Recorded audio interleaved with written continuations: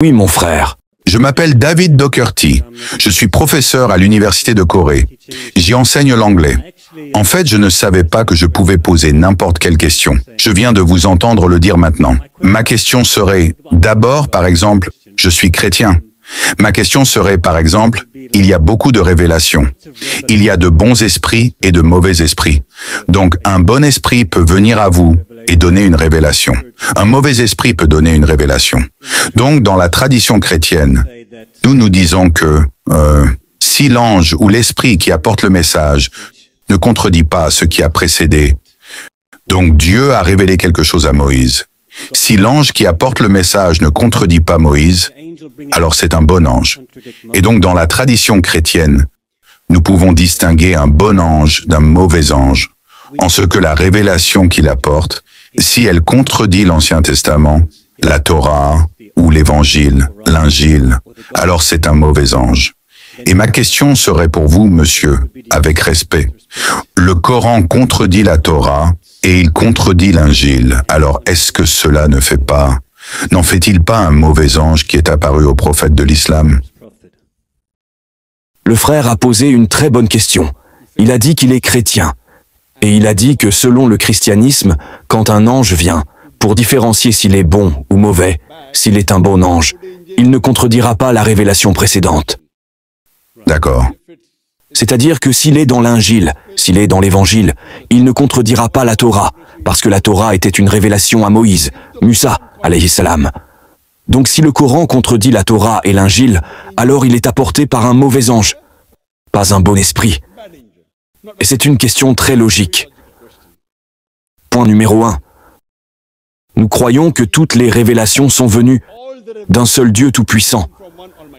Et nous croyons que tous les messagers, le message de base était le même. Nous croyons en un seul Dieu et l'adorons seul. Concernant la contradiction, ce que nous croyons par leur nom. Il y a 4 révélations données dans le Coran. Le Coran dit dans la sourate Ra'd, chapitre 13, verset 38. Le Coran dit « À chaque époque, nous avons envoyé une révélation. Par leur nom, 4 sont mentionnés dans le Coran. Torah, Zabour, Injil et le Coran. La Torah est le Wahi, la révélation donnée à Moïse, Musa, alayhi salam. Le Zabour est le Wahi, la révélation donnée à David, Daoud, alayhi salam. L'Injil est le Wahi, la révélation donnée à Jésus, Isa, alayhi salam. Et le Coran est la dernière et finale révélation, donnée au dernier et final messager, le prophète Muhammad, sallallahu alayhi wa sallam. Le Coran confirme donc que la Torah est une révélation de Dieu donnée à Moïse. Le Coran confirme que le Zabour est la révélation donnée à David, Daoud, alayhi salam. Le Coran confirme que l'Injil est le Wahi, la révélation donnée à Jésus, Isa, alayhi salam. Maintenant, le point à noter est, je suis un étudiant en religion comparée. Vous êtes professeur de langue anglaise, je crois. J'ai lu la Bible. La Bible n'est pas l'Injil auquel nous croyons. Nous croyons en l'Injil, le Wahi, qui a été donné à Jésus-Christ, Isa, alayhi salam.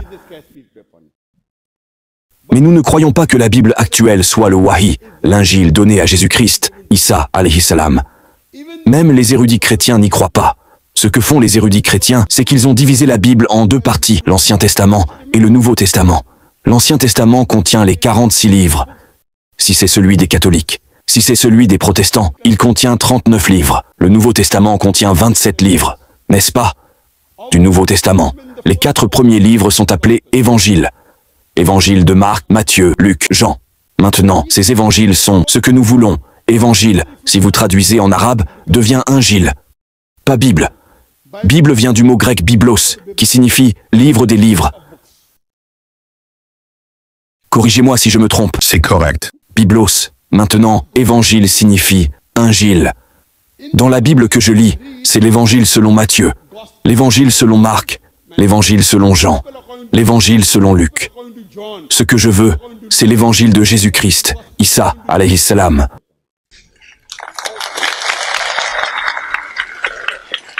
Aujourd'hui, aucun chrétien digne de ce nom ne m'a jamais apporté l'évangile de Jésus, Isa, alayhi salam. Les érudits ne savaient pas qui a écrit les évangiles. Ce n'est donc pas l'évangile de Matthieu, c'est l'évangile selon Matthieu. En arabe, nous disons Injil Matthius, Injil Marcus, Injil Luca, Injil Yohanna. Ce que nous voulons, c'est Injil Issa. Nous croyons au prophète Jésus, Issa, alayhi salam, comme messager de Dieu. L'islam est la seule foi non chrétienne qui fait de la croyance en Jésus-Christ, Issa, alayhi salam, un article de foi. Donc si vous obtenez l'injil original, il ne contredira jamais. Ce que vous avez aujourd'hui, selon les érudits chrétiens, c'est un mélange de la parole de Dieu et de la parole des prophètes et de la parole des historiens. Je suis désolé de le dire. Même de la pornographie s'y trouve. Je mets au défi n'importe quel chrétien de lire en public, s'ils peuvent lire certains textes de la Bible, qui ne sont rien d'autre que de la pornographie. Je ne peux pas le lire, même si vous me donnez $1 million. Je ne peux pas lire certains passages de la Bible en public. Pourquoi? Parce que c'est de la pornographie. Cela ne peut pas être la parole de Dieu. La Bible dit que Lut, alayhi salam, qu'il a eu des relations sexuelles avec sa fille. Comment puis-je y croire? Comment puis-je croire que le prophète de Dieu commette l'inceste? Donc, ce que je dis, le Coran et le Furqan, c'est le critère pour juger le bien du mal. Tout ce qui correspond au Coran, je n'ai aucune objection à accepter cette partie de la Bible comme étant la parole de Dieu. Ce qui contredit le Coran, je dis que cela ne peut pas être la parole de Dieu. Je ne peux pas accepter que mon prophète, le prophète Lut, alayhi salam, puisse commettre la zina, puisse commettre l'inceste avec sa fille. Donc, ce que je crois, c'est que nous n'avons pas l'injil original. Le Coran ne contredira pas l'injil donné à Jésus-Christ, Issa, alayhi salam. C'est la raison pour laquelle il est appelé le Furqan. Il a été révélé que les anciennes révélations qui sont arrivées n'étaient pas destinées seulement à ces personnes, à ce moment-là. La Bible n'était pas destinée à l'ensemble de l'humanité. Jésus-Christ a dit, il est mentionné dans l'évangile de Matthieu, chapitre 10, versets 5 et 6. Et à tous ses disciples, n'allez pas sur le chemin des gentils, allez plutôt vers les brebis perdues de la maison d'Israël. N'allez pas chez les non-juifs, les gentils sont les non-juifs. N'allez pas chez les musulmans, n'allez pas chez les hindous, allez uniquement chez les bannis Israël, les enfants d'Israël. C'est mentionné dans l'évangile de Matthieu, chapitre 15, verset 24. Je n'ai été envoyé qu'aux brebis perdues de la maison d'Israël. Donc Jésus-Christ, Issa, alayhi salam, est envoyé comme messager unique pour les Juifs. L'évangile a été révélé uniquement pour ces personnes. Tous les messagers qui sont arrivés avant étaient envoyés uniquement pour ces personnes à ce moment-là. Toutes les révélations qui sont arrivées avant étaient envoyées pour un groupe spécifique de personnes et pour une période spécifique. Voilà pourquoi Dieu Tout-Puissant ne jugeait pas utile de le préserver. Il n'a pas jugé utile de le préserver, parce que c'était temporaire. Mais le Coran, parce que c'est le dernier et ultime message donné au dernier et ultime messager, le prophète Muhammad, sallallahu alayhi wa sallam. Il a été envoyé non seulement pour les musulmans ou les arabes, il a été envoyé pour toute l'humanité. C'est mentionné dans la sourate Ibrahim, verset 1, en sourate Ibrahim, verset 52, et c'est mentionné dans la sourate Baqara, verset 185, et dans la sourate Az-Zumar, verset 41, que le Coran a été révélé pour toute l'humanité. Et Dieu Tout-Puissant dit dans la sourate Al-Hijr, verset 9, « Nous avons révélé le Coran, et nous le garderons de la corruption. » Alors Dieu Tout-Puissant s'en est chargé lui-même, que parce que c'est la dernière et ultime révélation, je la protégerai. C'est la raison pour laquelle ceci est le Furqan, le critère selon lequel il a été demandé de juger la portion des autres écritures, juste ou erronée. Donc, c'est la raison pour laquelle cela ne contredira jamais la révélation originale. La version présente est un mélange. Oh, puis-je lire quelque chose du Coran? Bien sûr. C'est dans la sourate 5 et verset 68. Sourate 5. Merci beaucoup. Merci.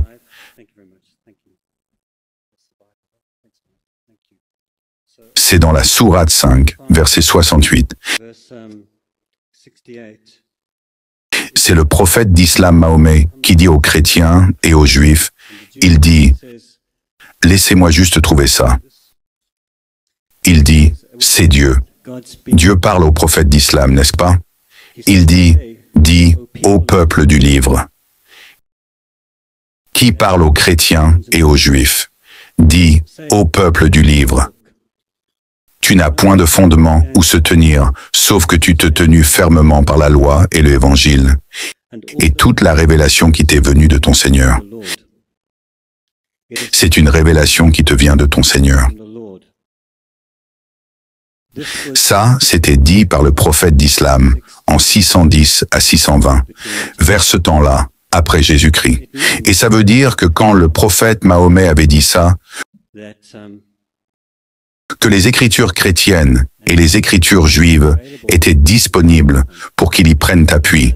Parce qu'autrement, pourquoi le prophète d'Islam, Mahomet, aurait dit aux chrétiens et aux juifs, « Ô peuple du livre, tu n'as point de fondement où se tenir ferme sur la loi, l'évangile et toutes les révélations qui vous sont venues. » Ça signifie qu'au temps du prophète Mahomet, 610 après Jésus-Christ, les écritures chrétiennes et les écritures juives étaient disponibles pour que les juifs et les chrétiens s'y tiennent fermement.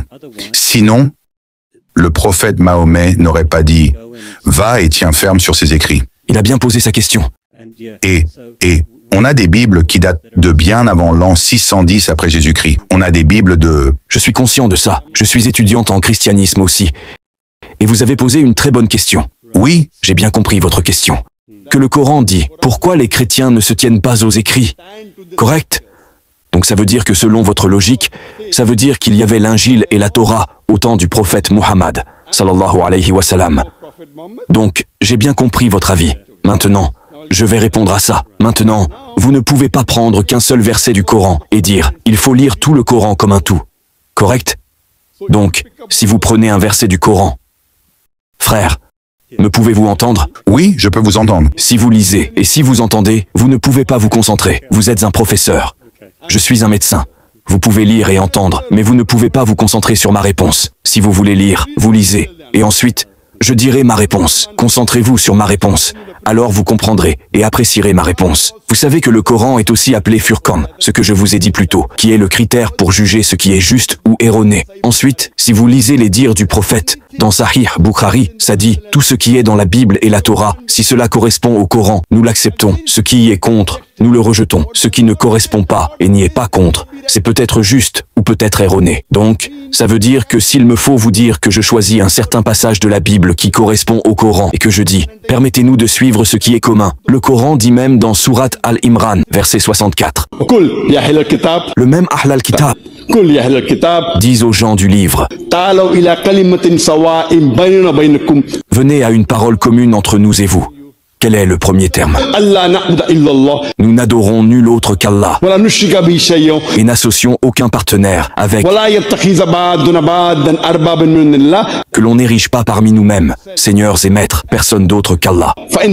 S'ils se détournent, dites soyez témoins que nous sommes musulmans, soumettant notre volonté à Allah subhanahu wa ta'ala. Ici, le Coran dit, dites aux juifs et aux chrétiens, parvenez à des termes communs entre ce qui est entre vous et moi. Ça veut dire que le prophète savait que le livre que vous tenez était corrompu, mais il contenait toujours les versets de Dieu. Nulle part dans le Coran, ça ne dit que le texte complet que vous tenez. C'est la parole de Dieu. Le wahi original était la parole de Dieu.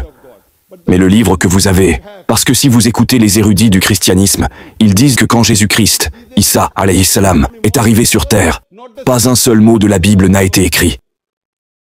Le plus tôt, c'est 70 ans après sa mort, et on le sait. Donc, quoi qu'il y ait de commun, si ça correspond au Coran, nous sommes d'accord pour qu'il soit la parole de Dieu. Donc, si je vous dis, vous croyez que la Bible est la parole de Dieu, moi, je crois que le Coran est la parole de Dieu. Permettez-nous d'y adhérer, de suivre ce qui va arriver. Si nous sommes d'accord sur ce qui est commun, ce qui est différent, nous en discuterons demain, n'est-ce pas? Donc ce qui est commun dans la Bible et le Coran, si vous le suivez, même vous serez d'accord que c'est la parole de Dieu. Même moi, je serai d'accord que c'est la parole de Dieu. Juste ou faux, c'est donc ce que le Coran dit. Venez à une parole commune. Au moins ce qui est commun, mettons-nous d'accord pour le suivre. Si vous croyez en 10 choses, je crois en 10 choses. Sur ces 10 choses, 5 sont communes et 5 sont différentes. Alors mettons-nous d'accord pour suivre au moins ces 5 choses. C'est ce que dit le Coran. Même ces choses qui sont les 5 communes, vous ne les suivez pas. Alors comment pouvez-vous vous appeler chrétien?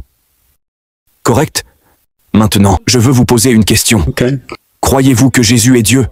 Oui, D'accord, je vais vous dire que l'islam est la seule foi non chrétienne qui fait de la croyance en Jésus-Christ, Isa, alayhi salam, un article de foi. Aucun musulman n'est musulman s'il ne croit pas en Jésus-Christ, Isa, alayhi salam. Nous croyons qu'il était l'un des plus puissants messagers d'Allah, de Dieu Tout-Puissant. Nous croyons qu'il était le Messie, traduit par Christ. Nous croyons qu'il a redonné la vie aux morts, avec la permission de Dieu. Nous croyons qu'il a guéri les aveugles de naissance et les lépreux, avec la permission de Dieu. Les musulmans et les chrétiens avancent ensemble.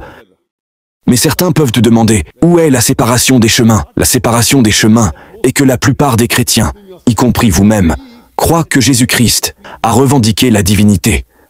Je vous le dis, il n'y a pas une seule déclaration sans équivoque dans toute la Bible où Jésus-Christ, Isa, alayhi salam, lui-même dit « Je suis Dieu » ou où il dit « Adorez-moi ». Je mets au défi n'importe quel chrétien. Si n'importe quel chrétien peut me montrer une déclaration sans équivoque, une déclaration explicite de n'importe où dans la Bible où Jésus-Christ, Isa, alayhi salam, lui-même dit « Je suis Dieu », où il dit « Adorez-moi ». Moi, Dr Zakir Naik, je suis prêt à accepter le christianisme maintenant.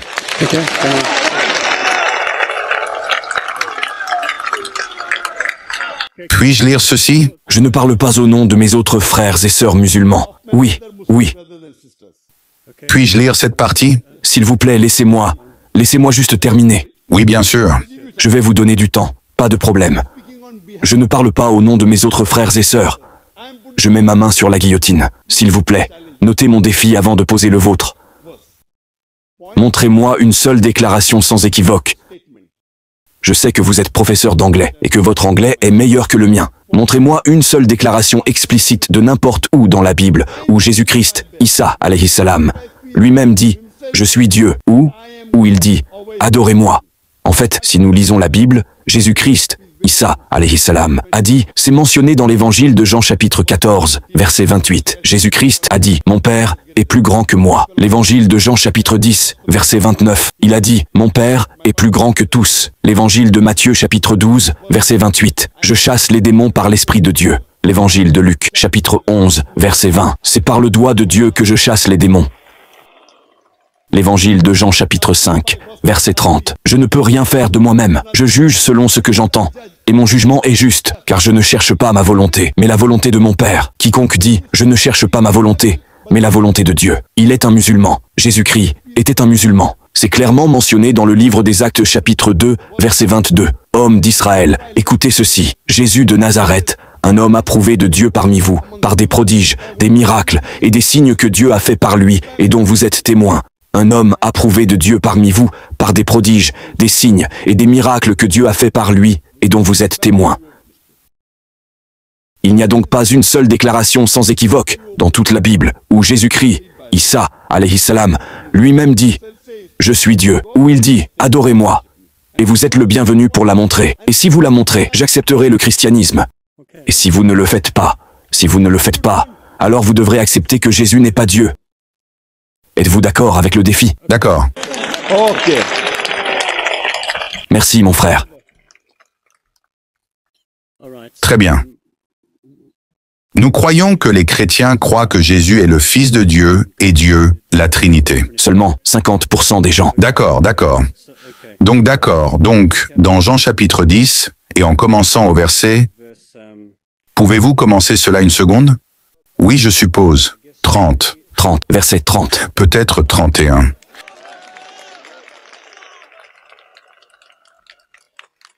Évangile de Jean chapitre 10, verset 30. Moi et mon Père, nous sommes un.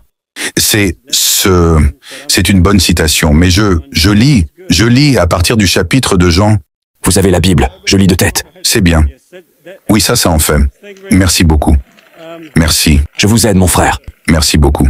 Je lis à partir de Jean chapitre 10, verset 34.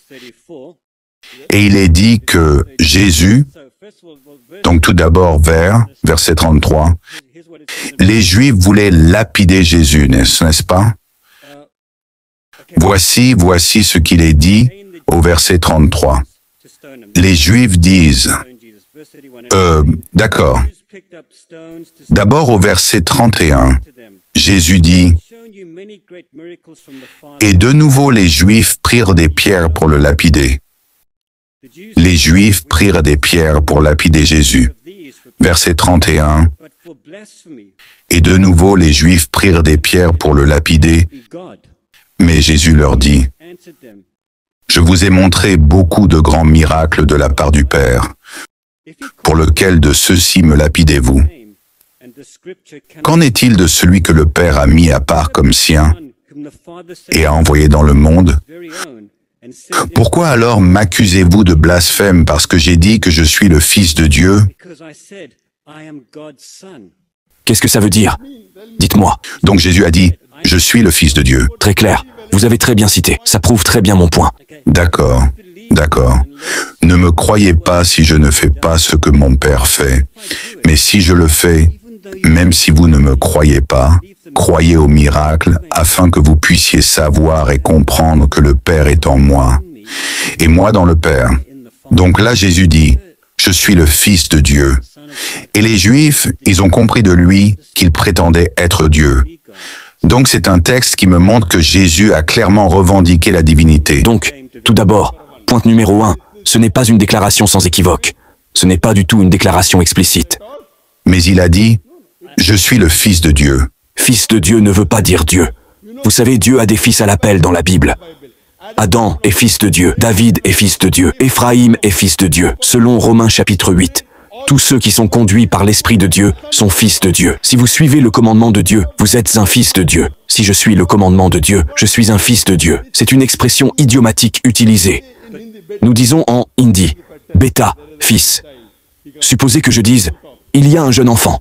Il va, d'accord, fils, monte. Ça veut dire fils. Ça ne veut pas dire fils engendré. Ça veut dire fils. Donc Dieu a des fils à l'appel. Romains chapitre 8 dit, verset 14, « Tous ceux qui sont conduits par l'Esprit de Dieu sont fils de Dieu. » Si vous êtes conduits par l'Esprit de Dieu, si vous suivez le commandement de Dieu selon la Bible, vous êtes un fils de Dieu. Si je suis le commandement de Dieu, je suis un fils de Dieu. Je sais très bien que Jésus-Christ, Issa, alayhi salam, était un messager de Dieu. Il devrait sûrement être appelé le Fils de Dieu. Fils, dans la terminologie de la Bible, il y en a beaucoup. Alors voulez-vous dire que David est aussi Dieu? Voulez-vous dire qu'Éphraïm est aussi Dieu? Voulez-vous dire que vous êtes Dieu? Voulez-vous dire que je suis Dieu? Mais les Juifs, ils savaient ça, n'est-ce pas? Mais le Fils de Dieu n'est pas Dieu. Si je dis que c'est mon Fils, est-ce que ça fait de lui moi? Non. Mais d'après l'enseignement de Jésus, les Juifs ont compris qu'il revendiquait la divinité. Très bien. Très bien. Très bien. Vous savez, en Inde, quand je cite les écritures hindoues, les hindous viennent et touchent mes pieds et m'appellent Dieu. Alors les hindous m'appellent Dieu, est-ce que je deviens Dieu? Non. Je dis, eh bien, c'est faux, c'est du shirk. Non, vous citez comme ça là-bas, vous devez être un avatar de Dieu. Ils touchent mes pieds et ils m'appellent Dieu. Ce n'est pas parce qu'ils m'appellent Dieu que vous pouvez dire, Zakir a appelé Dieu. Est-ce que ça remplit la condition? Montrez-moi une seule déclaration sans équivoque où Zakir a dit qu'il est Dieu. Non, quelqu'un d'autre m'appelle Dieu. De même ici, si vous lisez le contexte à partir de l'évangile de Jean chapitre 10, versets 30 et 1 et suivants, ils disent, Jésus-Christ, leur demande au verset 31, évangile de Jean, que, pourquoi me lapidez-vous? Ils disent, nous ne te lapidons pas pour tes œuvres, parce que tu blasphèmes. Alors Jésus-Christ leur clarifie qu'il ne blasphème pas.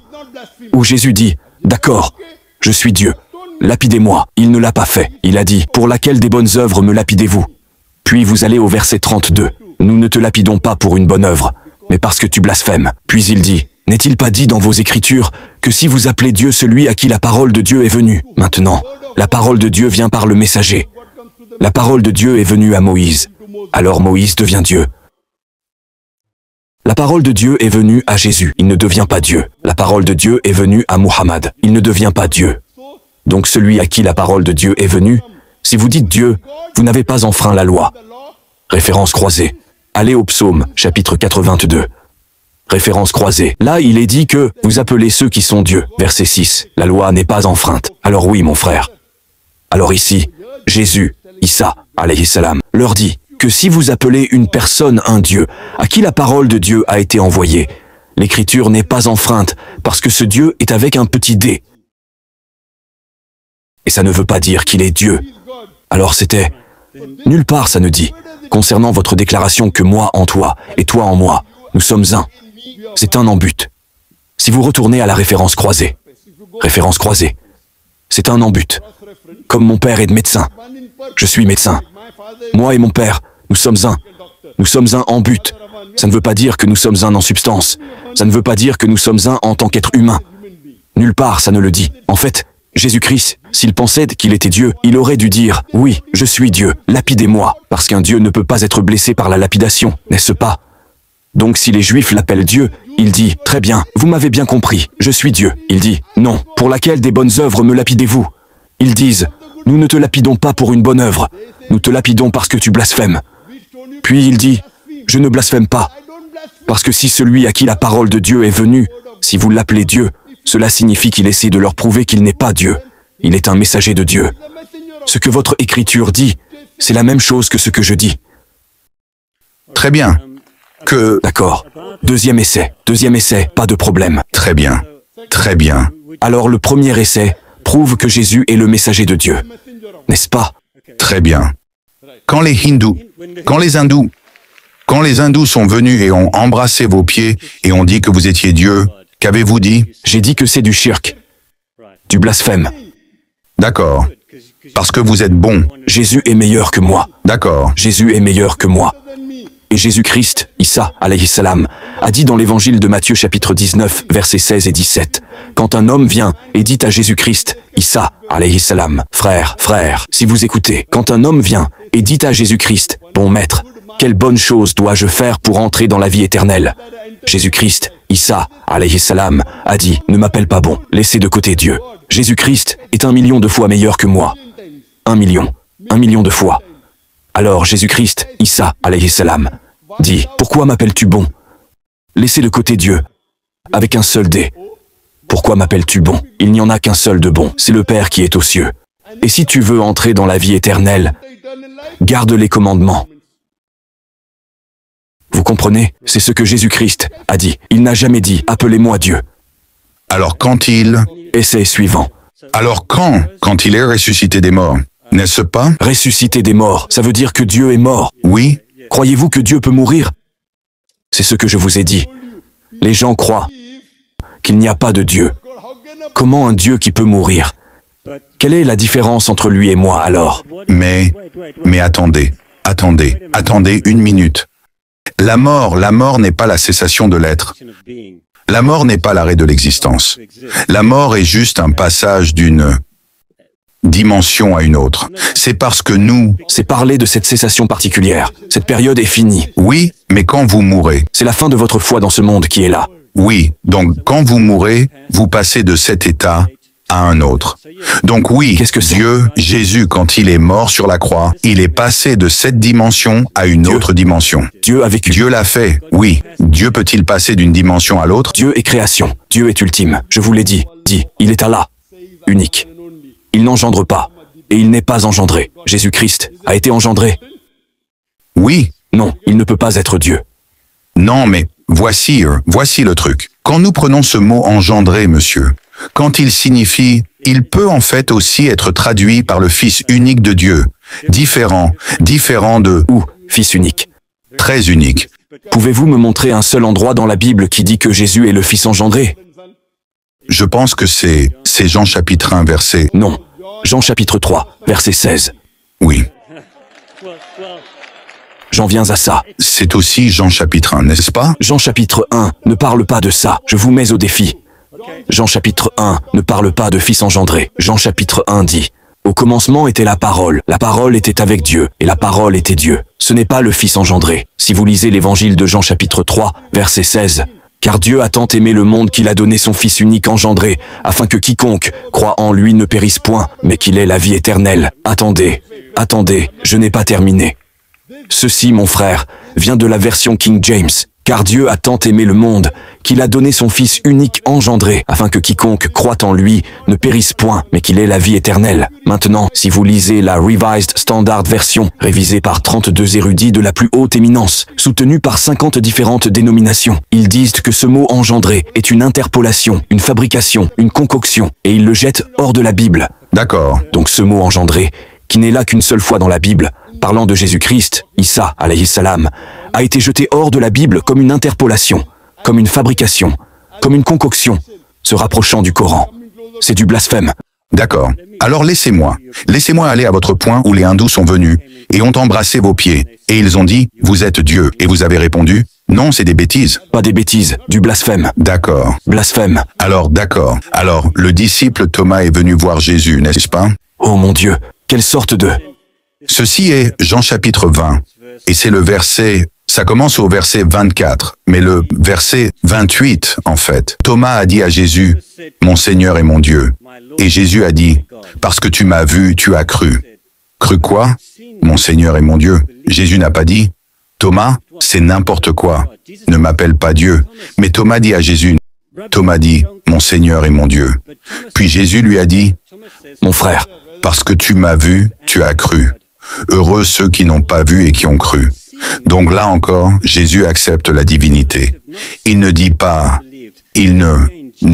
comme... Non, il ne le fait pas. Lisez le contexte. Lisez le contexte. Vous citez hors contexte. Évangile de Jean chapitre 20. Vous commencez au verset 25. Thomas dit, « Je veux toucher et voir si la marque des clous est là ou non. » Puis Jésus dit, « Heureux ceux qui n'ont pas vu et qui ont cru. Viens et touche-moi. » Alors Thomas dit, « Oh mon Dieu, qu'est-ce que cela signifie? Par exemple, si je dis, « Oh mon Dieu, il est 5 heures. » Vous n'allez pas me dire, « Ne m'appelez pas Dieu. » C'est une exclamation. Je parle à Dieu. « Oh mon Dieu, il est 5 heures. » Donc vous n'allez pas dire, « Ne m'appelez pas Dieu. » Mais docteur Zakir... Quand je dis, « Oh mon Dieu, il est 5 heures. » Me direz-vous, « Frère Zakir, pourquoi m'appelez-vous Dieu? Vous savez que je ne vous appelle pas Dieu. » C'est une exclamation. Quand Thomas touche Jésus-Christ et qu'il voit la marque des clous, il s'exclame, « Oh mon Dieu !» Il n'appelle pas Jésus Dieu. Il s'adresse à son Dieu. C'est l'exclamation. Ce n'est pas une question de langue. Et vous êtes professeur d'anglais. Si je dis, « Oh mon Dieu !» cela ne veut pas dire que je vous appelle Dieu. C'est prendre le nom de Dieu en vain. Non, c'est pas prendre le nom de Dieu en vain. Quand vous dites comme ça, « Oh !» Supposons que je dise, « Oh mon Dieu, il est 5 heures. » Est-ce que c'est du blasphème? Parce que vous venez de dire le nom de Dieu lassant, avec une sorte de... Nous pouvons utiliser le nom de Dieu. Nous pouvons utiliser le nom de Dieu pour de bonnes choses. Oh mon Dieu, je dois y aller. Quel est le problème? Est-ce permis? Eh bien, ce n'est pas bien. Où est-il dit que ce n'est pas bien? Dites-moi. D'accord. Quel verset le dit? D'accord, les Juifs. Les Juifs, quand ils arrivent au nom de Dieu dans la Bible, ils ne le prononcent pas, n'est-ce pas? Ils diront Hachem. Ils croient que c'est le nom, Jéhovah, Elohim. Mais quand ils arrivent à ce nom, le tétragramme que certains érudits traduisent par Jah, Yahvé, ils sont très conscients du nom de Dieu. Donc quand Thomas a dit « Mon Seigneur et mon Dieu », ce n'est pas comme « Oh mon Dieu, il est tard ». Donc, quand il touche, il réalise. D'accord, mais une autre chose, monsieur. Mais de toute façon, est-ce que cela remplit ma condition? Mon défi pour vous est de montrer une seule déclaration sans équivoque. Ce n'est pas une déclaration sans équivoque, de n'importe où dans la Bible, où Jésus-Christ lui-même dit « Je suis Dieu ». Ce sont d'autres personnes qui disent « Oh, qu'il est Dieu ». Cela ne remplit pas du tout mon défi. Et si vous ne remplissez pas mon défi, vous devrez croire que Jésus n'est pas Dieu. D'accord. Un autre point alors. Quel était le terme préféré de Jésus pour lui-même lorsqu'il marchait sur la terre? Il était aussi appelé le Fils de l'homme. Très bien, le Fils de l'homme. Maintenant voilà, je vais en venir à votre point. Le Fils de l'homme dans la littérature juive est une figure divine. Non, je suis aussi Fils de l'homme. Mais regardez, Oubliez les écritures juives et la figure divine. D'accord, mais si vous... Vous devez montrer une seule déclaration sans équivoque. Je m'appelle moi-même un fils d'homme. Voulez-vous dire que je me prétends être un Dieu? Mon frère, êtes-vous fils d'homme ou non? Êtes-vous un fils d'homme et de femme, n'est-ce pas? Oui. Alors voulez-vous dire que vous êtes un Dieu? Oh, vous blasphémez, et je vous condamne à être lapidé. Oui, mais quand Jésus était devant le grand prêtre et qu'il a dit « Je suis le Fils de l'homme », ils ont dit « D'accord, il a blasphémé ». Ils ont donc compris quelque chose de très unique sur le terme « Fils de l'homme ». Fils de l'homme a diverses significations différentes. Je vous ai dit... Exactement. Sans équivoque. Exactement. Mon frère, vous comprenez l'anglais? Déclaration sans équivoque. Déclaration explicite. Vous êtes ambigu. Oh mon Dieu, c'est quelqu'un d'autre qui le dit. Est-ce sans équivoque? Quand Jésus-Christ lui-même dit « Je suis Dieu », je dis « Je suis fils d'homme ». Vous avez dit que vous êtes fils d'homme. Voulez-vous dire que vous dites que vous êtes Dieu? D'accord. Alors, dans l'Ancien Testament, d'accord, Dieu s'appelle lui-même le commencement et la fin, n'est-ce pas? Dans Isaïe, n'est-ce pas? L'alpha et l'oméga en grec, n'est-ce pas? Et Jésus-Christ dans l'Apocalypse, il revendique cela exactement.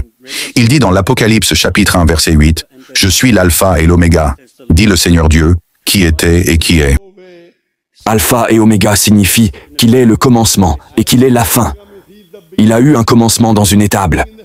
S'il est le commencement, il est né dans une étable. Il n'est pas le commencement du monde.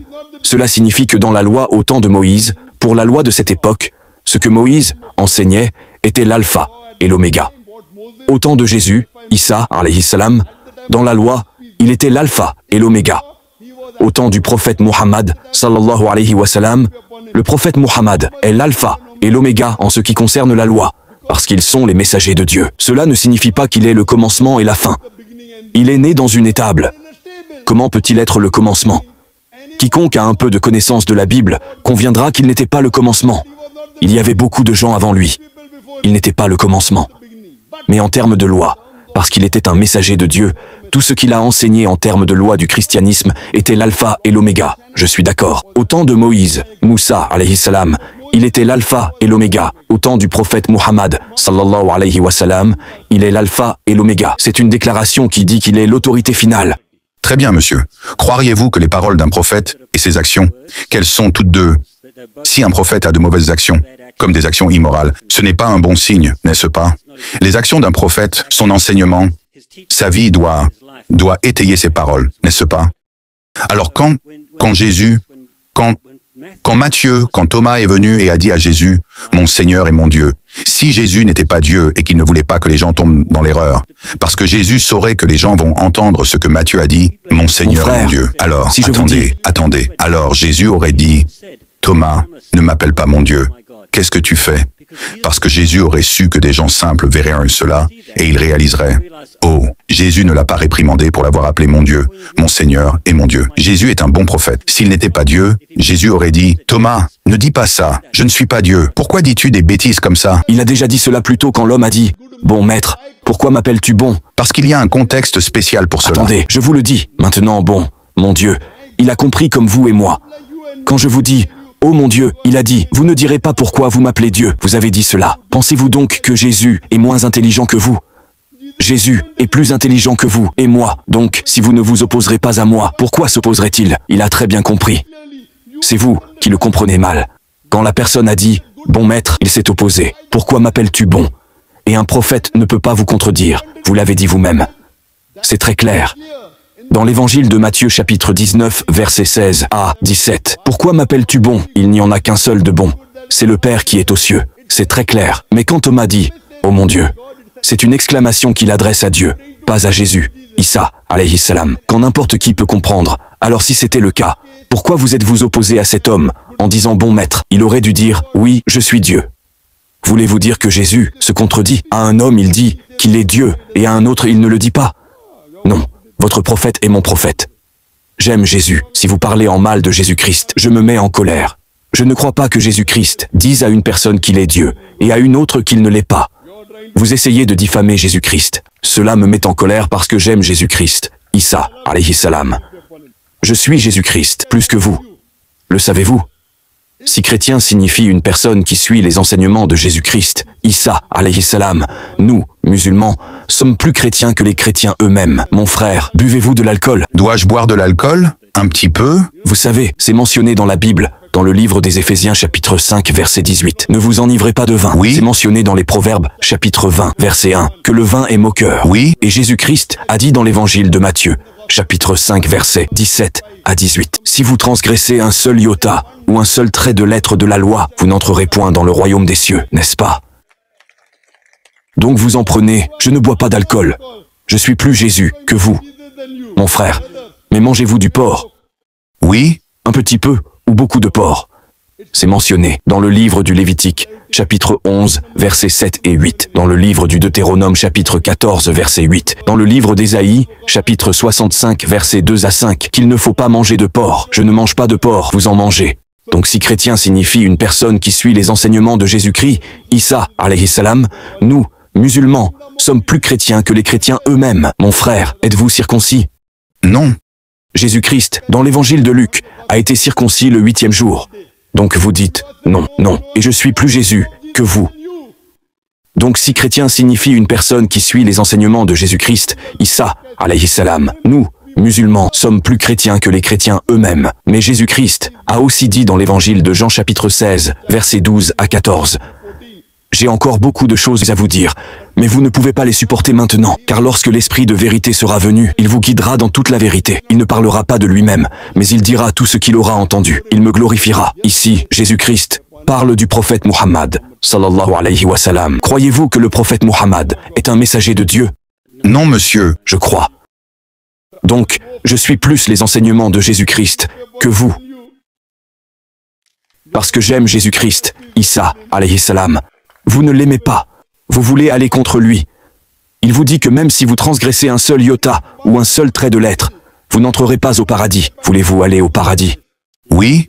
Alors pourquoi transgressez-vous la loi de Jésus-Christ? C'est ce que je vous dis. Oubliez ce qui est différent dans le Coran et la Bible. Au moins, suivons ce qui est commun. La Bible dit de ne pas manger de porc. Le Coran dit de ne pas en manger. Ne mangez pas de porc. La Bible dit de ne pas boire d'alcool. Le Coran dit de ne pas en boire. Ne buvez pas d'alcool. La Bible dit de vous faire circoncire. Notre hadith dit la circoncision. Mettons-nous donc au moins d'accord sur ce qui est commun. Vous parlez des Écritures. Vous parlez de la Bible. Alors pourquoi ne les suivez-vous pas? Montrez-moi un seul verset dans le Coran que je ne suis pas et je commencerai à le suivre. Un seul verset. Un seul verset que vous sortez. Chapitre un tel, verset un tel. Je crois que je suis le Coran. Il se peut que je fasse quelque chose de mal. Montrez-moi un verset. Docteur Zakir, le Coran dit dans le chapitre un tel, verset un tel, si vous le faites, arrêtez. J'arrêterai. Si vous ne le faites pas, faites-le. Je le ferai parce que je crois que le Coran est la parole de Dieu. Je le mets en pratique. Vous ne suivez pas tant que ça la Bible. Vous ne croyez pas en Muhammad, sallallahu alayhi wa sallam. Vous ne croyez pas qu'il y a un seul Dieu. Vous voulez manger du porc. Vous voulez boire de l'alcool. Cela signifie que votre amour pour Jésus n'est pas si grand que vous puissiez abandonner l'alcoolisme. Vous n'aimez pas tant Jésus que vous ne puissiez pas abandonner le porc. Quelle sorte d'amour? Montrez-moi quoi que ce soit que mon bien-aimé prophète Muhammad, sallallahu alayhi wa sallam, a dit. Amanna wa saddaqna. J'entends, j'affirme et je crois. Parce que j'aime mon prophète. Eh bien, en réalité, je crois en un seul Dieu. Juste un seul Dieu. Un seul Dieu. Éternellement existant en 3 personnes. 3 personnes. D'où cela? En 3 personnes distinctes. Parlez de la Trinité. Oui, laissez-moi lire ce verset. Attendez, la Trinité. Oui, c'est vrai. Montrez-moi n'importe où dans la Bible. Le mot Trinité n'existe pas dans la Bible. C'est vrai. Le mot Trinité n'existe pas dans la Bible. C'est vrai. Mais il existe dans le Coran.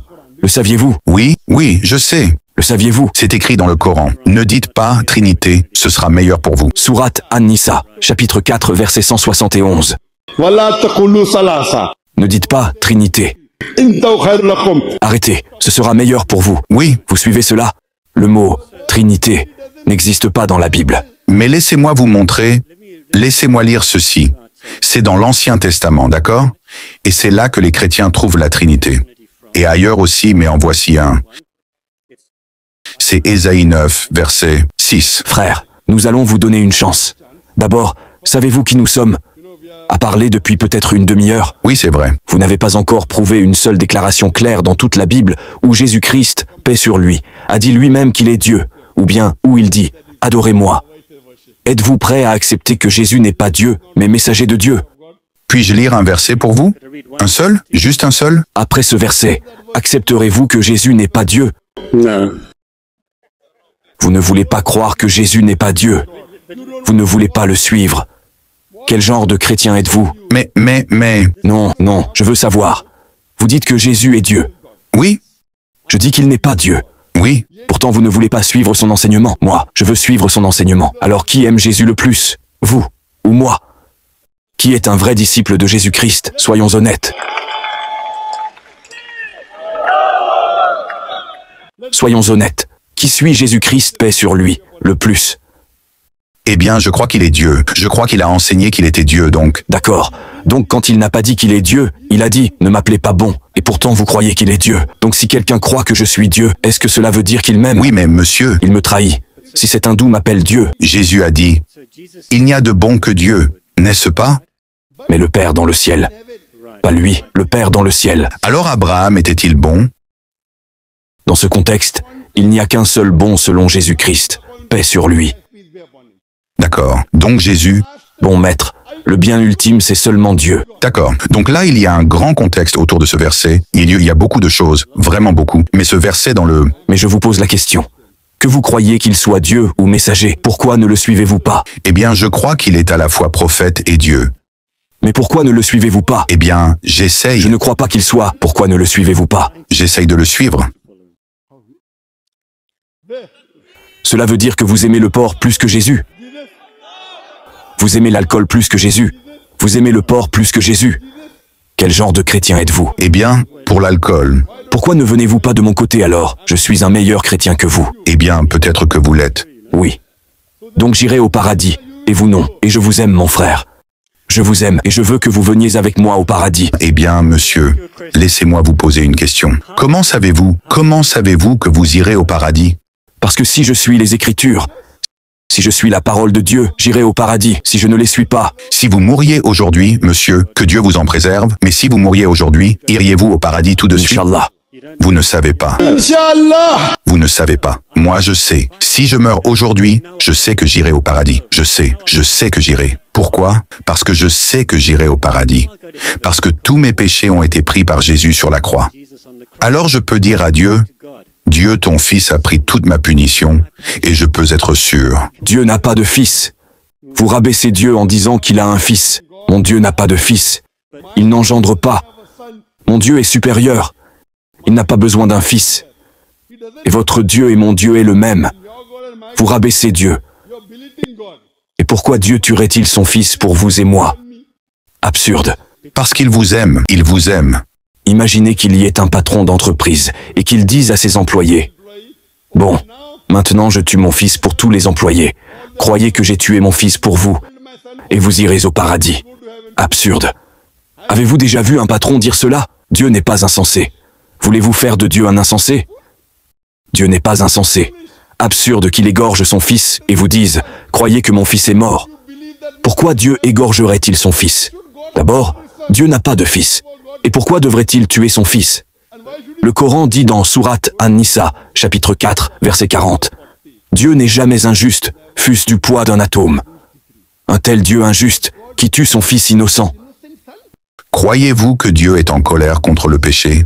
Dieu, je vous dis que Dieu n'est pas injuste. Ne passez pas à une deuxième question. En colère. Attendez, d'abord, ne sautez pas à la deuxième ou troisième question, frère. Sinon, on continuera toute la nuit. À quoi bon? Vous n'avez pas encore prouvé que Jésus est Dieu.